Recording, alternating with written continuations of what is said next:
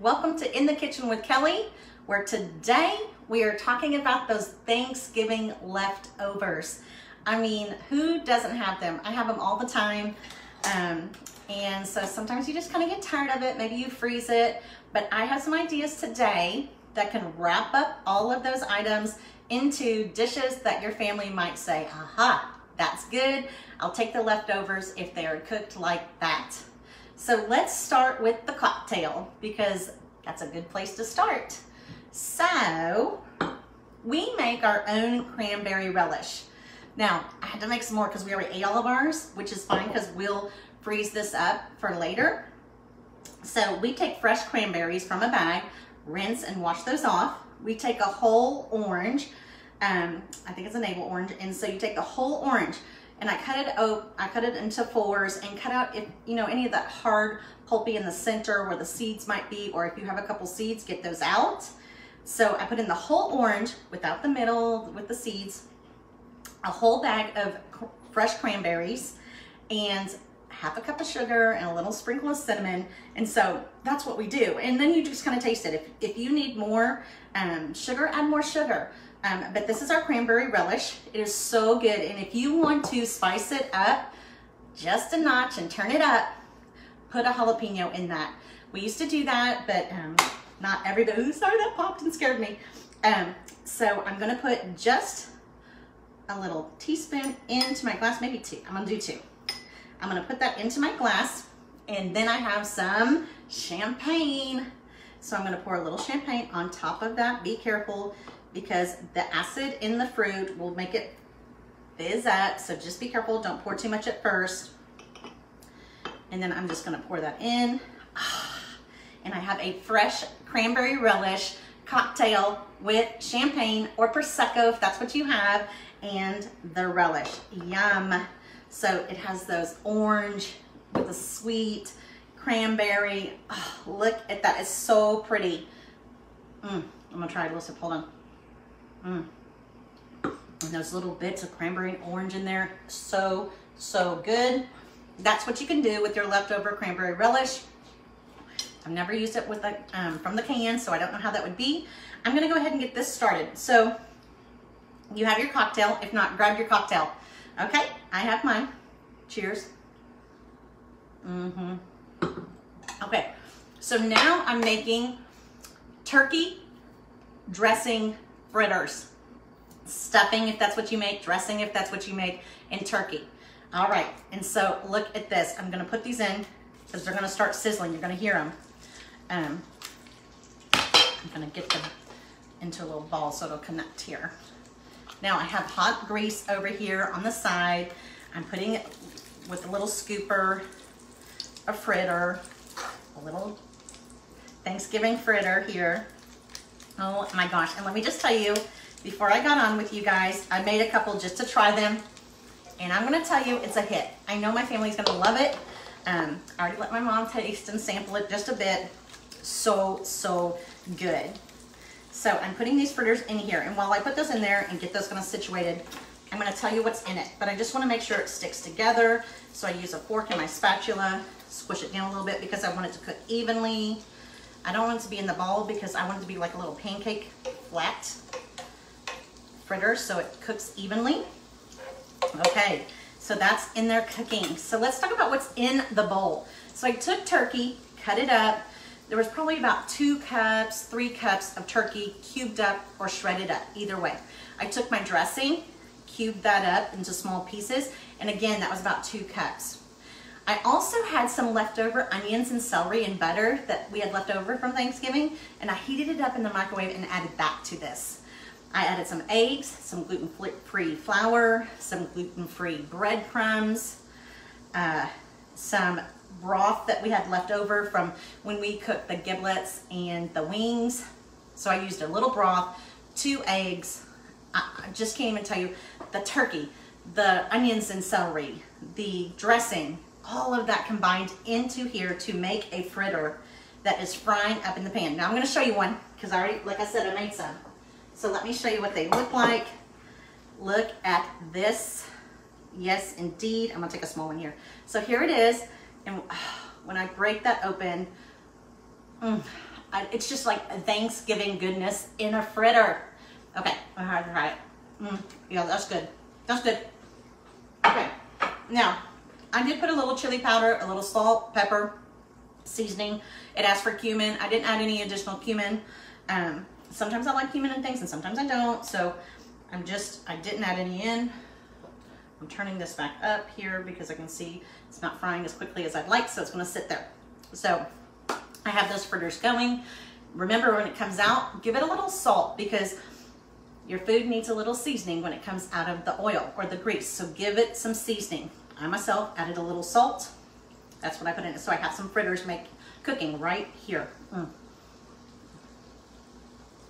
No, I just can't even tell you. Now the second thing I'm going to talk about that I'm making is a turkey pot pie. Okay, so what is in my turkey pot pie? All this right here. Okay, so I have turkey that's cut up. I had some shredded shredded carrots in the refrigerator. I chopped that up small. I had in the freezer some frozen corn, some frozen peas, put that in. And then I put in some more of that onion and celery into here in 1 can of cream of chicken. Now you can use cream of mushroom, cream of whatever. I wouldn't recommend shrimp. That probably wouldn't taste so good. But I would put that in here, just mix it around. And I'm gonna add a little milk because that's what I would add to that soup anyways. And I just add a little bit to see what that looks like because I want this to be creamy inside of my pie shell that I've already warmed up, heated up prior to cooking. And I'm going to talk about that a little bit. So I have that going. I'm going to add a little more milk to this because again, I don't want it runny, but I don't want it so super thick. So I'm getting it ready to go into the pie shell. This is going to be so good. I mean, remember when I was little, like pot pies, chicken pot pies had just kind of come out. And so you just put them in the oven, sat in front of your TV, watched your show because you couldn't record it or DVR it at the time. But oh my gosh, it was so good, so quick and easy to do. But this is going to be your version of, yeah, I'm going to let that cook just a little bit longer on that side to get browned up. I can hear the oil is heating back up, so that is good. I might add just a little more milk because I don't, again, want it too thick, but I don't want it runny and wet in my shell because I don't want to get my pie crust soggy. So here you go. This is what it's going to look like. I'm going to put all of that into my pie crust. So let me show it to you. Are we ready? So I have a pie crust. I took it out of the freezer. I poked holes. Okay. I didn't know if in the video you could tell. So I don't know if y'all could tell that my phone was ringing, but it was. I need to put it on Do Not Disturb, but I didn't. All right, so here's my pie crust. I poked holes in it with a fork. I put in a little parchment paper, and then I used our ceramic weighted weights and put it on top of the parchment paper and put it into the oven for about 10 to 15 minutes because I want to cook my pie shell just a little bit. Because if you put it in where it just comes straight from the freezer, you are going to most likely sometimes, and I won't say all the time, but most likely cause your shell to be soggy. And I don't want that. I want it to be kind of crispy on the bottom. So I just cooked it a little bit. And even though this is a little brown, I'm going to be putting another pie crust on top. So that's okay. So holes, parchment paper, the weighted ceramic, the ceramic weights to put on top. If you don't have ceramic weights, just use a bag of dry beans and put on top of that parchment paper. If you don't have parchment paper, use foil. There's ways around this. If you're ever doing something and you're like, I'm not sure what I should use, ask me. I'm happy to tell you. All right, so I am pouring, guys, I'm gonna show this to you. It is looking so good, this turkey pot pie.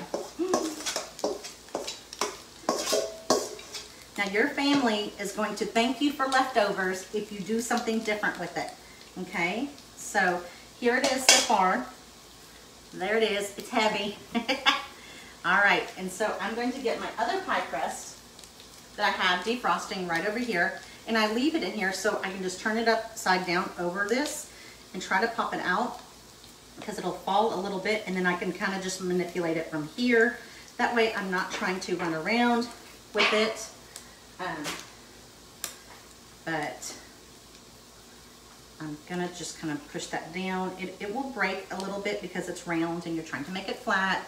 That's okay. And then you're just going to come around and pinch those pieces, okay, on top. That's all right. So I'm just gonna take it and pinch, push it down, make sure it's on top, and pinch those pieces that have kind of split apart. I love crust. I don't know about y'all, but I do. I love the crust. And remember, I'm putting a little bit of that crust on top of the one that's already cooked, which is okay because that's what I wanted to do. And that way, it's covering up the piece that's already been cooked. It won't brown too much. I'm bringing my fritter dish right here because I want to strain these fritters onto a paper towel in this dish. Y'all, this smells so good. I also saw if you wanted to dip these in your relish. It did make a little spicy relish, which they put a jalapeno in it, which, I mean, I'm gonna tell you, I know I love that, so I would highly recommend it. But you can dip that in a sour cream, like cilantro type jalapeno dip, or your cranberry dip. These fritters, I know, are gonna be hit in my house. I know Jack is upstairs. He's been working on school and then doing some homework, and I know he is gonna like that. And I made it gluten-free so he can enjoy it. So I'm just putting some lines into this crust, just like that. I put like a little star in the center. Let's see if I can pick that up a little bit and you can see it maybe. But I'm gonna put that in just a minute. I'm gonna brush it with some egg yolk, okay? This is going to help it not brown so quickly, but keep it really just nice and flaky, but not burn and char up. I'm just gonna brush it all around. This is so good. And then I'm gonna put it back into my oven that I have set at 375 and cook this up for maybe about 30 to 45 minutes. I'm gonna keep an eye on it. Now, if you are ever cooking something with the crust and you think your crust is cooking too much, feel free to put some aluminum foil over it, tint it, put it around the outside. I know they also make pie, I forget what it's called, but you put it around the outside to keep the pie crust on the edges from burning, okay? I can't seem to get this out of here now. Oh gosh, let me see. I'm gonna see if I can just make a fritter this way. Yeah, there we go. I'm just gonna do that with this. I had the scoop and it was working earlier, but now it seems to be sticking in there. And then I'm just gonna, like I said, pat this down just a little bit. So and it's really, everything in there doesn't need to be really cooked because it's already cooked. But I'm just frying up the outside. This is so good. Has anybody tried this before? And by the way, some of you might be thinking, how did you come up with fritters? Well, guess what? Today is National Fritter Day. So I said, what can I make? And then of course I always look and think, what do I have in my refrigerator? What do I have in the kitchen? We had some turkey and some leftovers. So that's what we were making today. Turkey and dressing fritters. If you have a fritter recipe, share that. I'd love to know what it is you make. You can make corn fritters. If you want to spice this up, you could put jalapenos in here. It's completely up to you.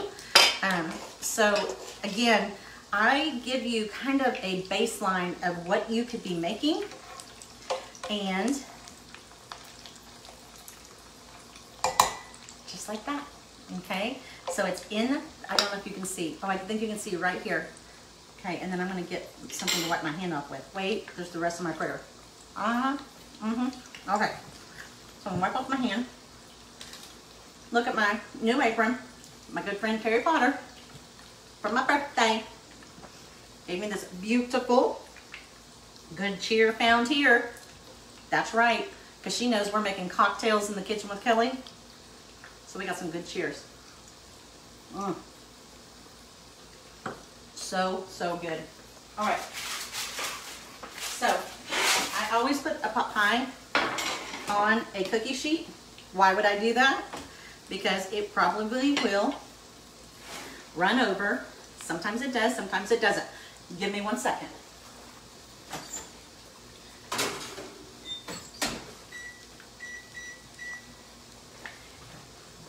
And just like that, that's in the oven, that turkey pot pie. As soon as it's done, I will take a picture of it and share it with you guys.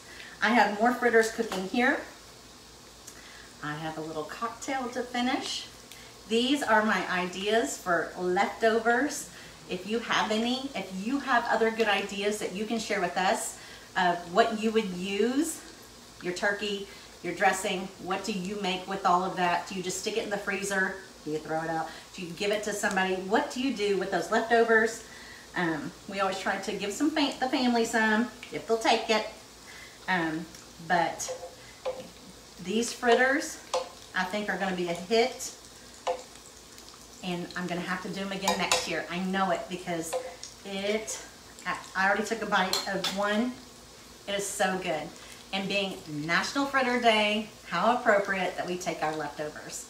All right, guys, I hope you have a good rest of your Wednesday. I think I shared everything I was going to share with you today. Leftover cranberry sauce. I made a cocktail with my champagne.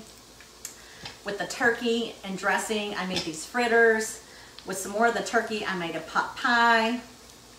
And life is good in the kitchen with Kelly. We have so many things to be thankful for. And I will not see you guys on Saturday. I'm going to be live again next Wednesday. That might be my consistency every Wednesday. I'll probably be sharing some pictures of foods and things that I'm making throughout the week. But going live will probably go down to just Wednesday right now because of the holidays and everything going on. So, thanks for joining me. Remember, if you want to catch all of my lives, go up to notifications. You can click on that and click on notifications and tell it. You have to say, notify me anytime there's a post or live video, and it will let you know anytime I go live in the kitchen with Kelly. Thanks for joining me. I'll see you next Wednesday. Bye-bye.